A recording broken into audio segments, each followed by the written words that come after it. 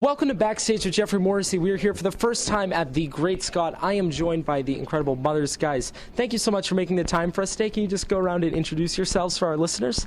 My name is Christine. I play in Mothers. My name is Matt. I'm Chris. My name's Drew. Awesome. Well, thank you guys again so much for making the time for us today. Is this your second time in Boston, I think? Third time. Third. Oh, yeah, sweet. We played at Brighton Music Hall back in the day. Actually, I guess that was this year. I don't know. It's all kind of blurred together. But, yeah, that was our first show in Boston. It was for, like, a showcase with Communion Records. Oh, cool. And then how do you guys make you're on the road constantly. We were just talking about this. How do you make the road feel like home? How do you, like, give it that nice, like, homey feel? Books? Blankets, tofurkey. Sleeping when possible. Wet wipes. Wipes, Air that's a good one. mattress. Air mattress, yeah. How do you manage to sleep? Because I could never imagine being able to sleep either, like, on a bus or a van or anything like that. Well, we have lots of blankets and pillows is the key. You can pretty much sleep anywhere if you're, like, nestled in between a bunch of, like, soft things, as long as they've been washed recently. Recently is the key word. Yeah. And what books have you guys been reading? I know you mentioned books. Right now, I am reading Carrie Brownstein's book, Hunger Makes Me a Modern Girl. Mm-hmm. It's a memoir of hers. I think I'm going to give Dune another crack. Oh, that'd be cool. Probably Nice. probably won't finish it again. Yeah. I'm reading Philip Glass' autobiography that Christine already read. Ooh! Let me borrow. It's like a little book It's club on the good. bus. It really is. Yeah. I do want to read that Carrie Brownstein book. That's been, like, on my list for, like, It's years. great. Yeah, me That's too. next for me. Next? Yeah. I saw you looking It'll get at passed it. around. Matt's reading it today. Yeah. good. Ooh, I'm not even done with it yet. You can't snag a book before I finish it. We could have, like, the next time we meet, we could do, like, an NPR, like, book chat thing where they have famous people on to talk about literature. But you guys are from Athens, Georgia. I mean, it's tough. I'm sure you guys get tired of hearing about REM, but they're from there. Do any of you guys have, like, an REM type story? I've made tacos for him many times. Really? Yeah, he goes to restaurants. Michael Stipe? Yeah. Yeah, I've served him dinner several times, and he was very nice, tipped me very well. I was drinking at Flicker Bar, which is where a bunch of people play in town, and he walked past and we made eye contact, and I just waved at him, and he just nodded at me, and I was like, that's it, that's all. That's all. I didn't even want to talk to him. I was just like, that's totally enough. Are they, like, a big presence in that area? Pretty elusive, Like, I would say. It's like a looming presence. Like, there's a lot of older people, and there's a lot of, like, history that you can tell is tied up in that scene, but other than seeing Michael Stipe walking around with friends, like, it's, they're not really in the music scene like that. But they're still around, surprisingly. I mean, it's shocking that they're in Athens at all, I guess. Yeah, we've always joked that we're going to take, like, a pilgrimage to Athens as a station and just, like, go there and camp out for a week. I don't know well, that's a question for you guys. What would we do there when we go to Athens? You'd eat a golden bowl at the Grit, Absolutely. Okay. which is a famed vegetarian restaurant. Owned by Michael Stipe. Oh, right? yeah. Everything comes full circle. Plug! Yes. He's not a big presence, Eat at his restaurant. He owns all the restaurants, the only bank in town he operates. Yeah, no. And Go Bar is attached to the Grit. Michael Stipe also owns that. Go Bar is Oh, yeah, the place that's to see shows and to drink. It's a really cool spot. So, is Athens a vibrant music scene? I must imagine that it's a cool, like, art scene at the very least. Cool music comes out of it. Not a lot of bands make it out of there. It's a really cool place that kind of moves through phases because it's a small town. It really is so small. Like, Yeah. it's kind of hard to convey versus, like, bigger cities, how tiny it is. Yeah. But for its size, it's really active. I think, I don't know, stuff manages to come out, I think, just because it's sort of a neglected little place, so cool things kind of bubble up. But I don't know. Atlanta has a really, really good scene, too. I mean, just Georgia in general, I feel like does have a really vibrant and exciting scene. Not that I want to make this entire thing about Georgia, but this was something that popped into my head. People in Boston love their St. Patrick's Day parade. I've heard that Savannah's, though, is the most impressive. What is it like in Savannah for St. Patty's Day? It's chaos. Yeah, Chaos. it's not a Fucking- good thing. It's like a war zone. Drunk people. Yeah. Well, I went to college in Savannah, and he grew up in Savannah. So, Yeah. like, the first year or two is, like, really fun, just getting day drunk there. But people are literally passed out on the sidewalks. It's horrible. Like, it's bad. It's sort of like that not on St. Patrick's Day in Savannah, though. It's just sort of, like, Savannah's crazy. Every time I go there, I feel really overwhelmed. Yeah. people are just like partying there Yeah, constantly. it's nuts. It never stops. Yeah. Well, I guess it's refreshing to hear that Boston isn't the worst. So that is always good. But now to your record, When You Walk a Long Distance, You Are Tired. It was released this year. It's getting a lot of Album of the Year buzz, which we'll get to later. But how do you guys keep your music, sort of like the recording process, so honest? Because, how do you guys keep it pure and natural? I think for that record, we went into it pretty unprepared, because we had not really played shows as a band when we made the record. We had just sort of worked on some stuff at the house, and we had written these songs, but a lot of the songs were sort of formed while we were in the studio, and they came together really quickly, and we just sort of left them the way that they sort of happened in their first form. So I think in that way those recordings are very honest, whereas they're just sort of like an accurate representation of where those songs existed at the time. Yeah. Perfect. That's pretty much it. Yeah.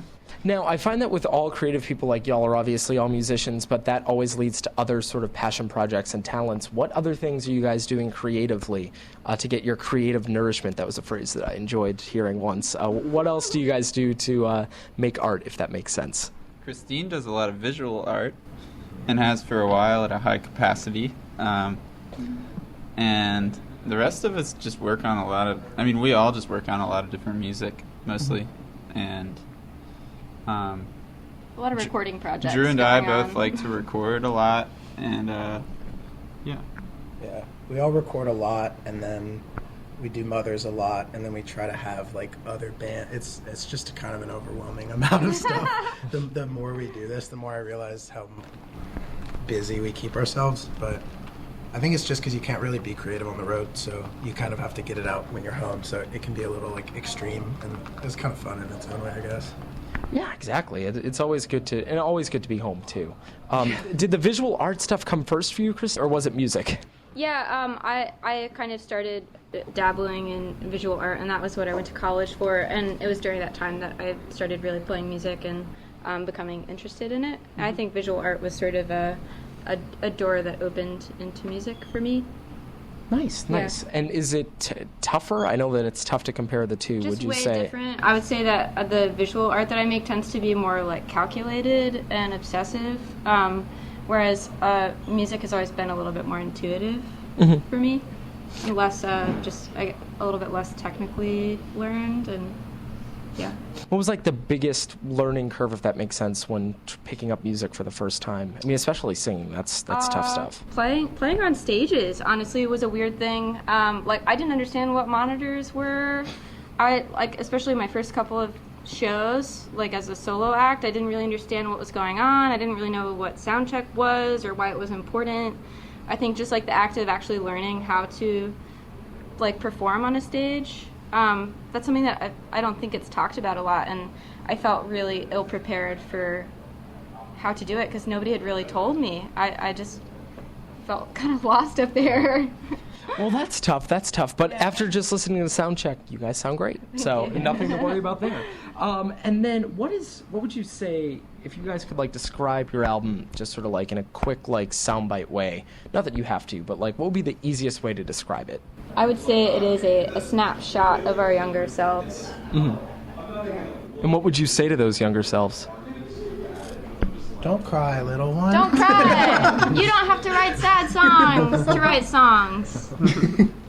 Well, that's good advice. I like that. And then what would you say is the biggest misconception sort of surrounding this record? I think maybe there's just sort of there's a bit of a discrepancy between the record that we made and the music that we're working on now. I think that's maybe a bigger like misunderstanding than the record itself. Just whereas we made the record a long time ago, and it was a really, really early version of this band, and it took us a long time to put it out. And so we've sort of moved in a different direction, and we're writing way different songs now. So sometimes I feel like it's just a bit of a misrepresentation of the band that we are now, and so it's interesting to have that record out, and that's the only music that we have out. But then our live show is this very, very different thing right now as we're working towards this other record. Well, I look forward to hearing the new music. But speaking of different songs, if y'all could steal a song and the world only knows it as Mother's song, what song do you think you might make your own? It could be different for everyone. Take someone else's. And be like, this is my song now. But, the world only knows it as yours, so you wouldn't be called a thief.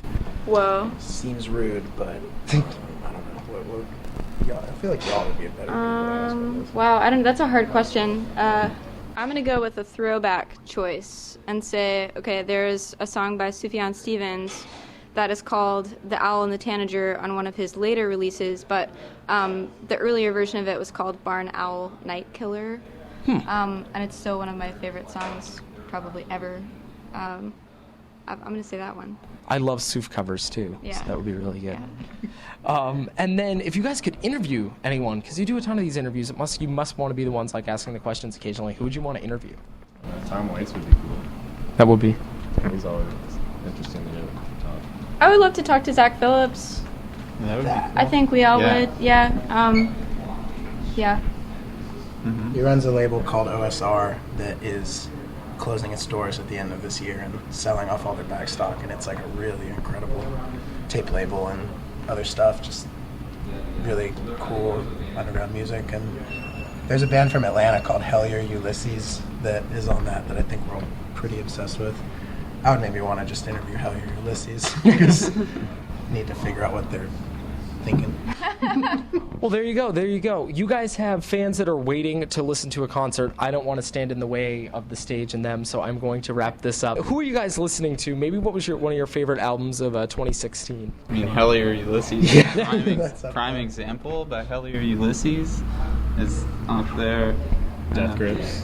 Yeah, That was a good The record. Bottomless Pit was really good. I really liked Frank Ocean's album. I'm still reeling in that one. But Also, some of this new record by Mika Levy that was really good with this cellist named Oliver Charles, I think is his name. It's really good. there's a reissue of Terry Riley's what is it? Rainbow and Curved Air. Rainbow and Curved Air. That was yeah. cool. I just heard Yeah. that for the first time. That's probably my favorite thing. There were good It's reissues actually. this year. Yeah. Yeah. Life Tones was reissued, Lifetones. made available. I feel like we're always finding old stuff, so it's kind of hard to discern between like what's new and cool and what's old and really cool that we'd never heard before. So I'm the same way. You're totally preaching to the choir, and you'll be like, shit, that was 2014, and it was like on my list. I'm like, oh, back to the drawing board. But chances are, if you read any list, including mine, you will find when you walk a long distance, you are tired on a list of the best albums of 2016. I've been joined by the creators of that project, Mothers. Thank you all so much, and have a great show tonight. Thank you.